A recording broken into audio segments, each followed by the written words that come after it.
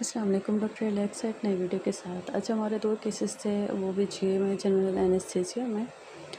बच्चे एक 3 साल का और एक 12 साल का। स्क्रीन करेक्शन था एलआर एंड एमआर रिसेशन, जो कि 5 एफएमएम में था, जिसमें आँखों का टेढ़ापन तकरीबन इसी एंगल में रख के ठीक करना होता है।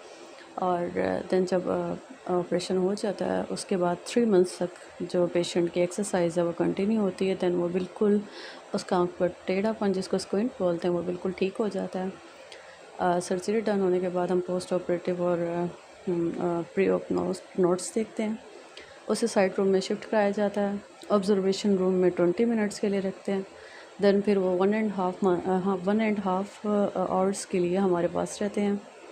जब पॉजिटिव रिस्पांस आ जाता है तो हम पेशेंट को शिफ्ट करा देते हैं और कह देते हैं कि आपने घर जाना है तो घर जाके रेस्ट करें।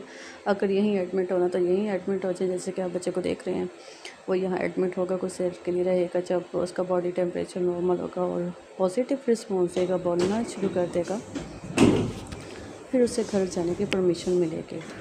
पेशेंट यहाँ रहते हैं, जब बिल्कुल ठीक हो जाते हैं फिर वो घर चले जाते हैं। हम उनको समझा देते हैं कि 10 डेज़ की मेडिसिन जो है वो कंटिन्यू करें। आफ्टर 10 डेज़ आपका विजिट होगा, फॉलोअप में चेक किया जाएगा कि अब आंखों की क्या सूरत हाल है, कंडीशन क्या है, आंखों का टेढ़ापन किस हद तक ठीक रहा और नहीं रहा।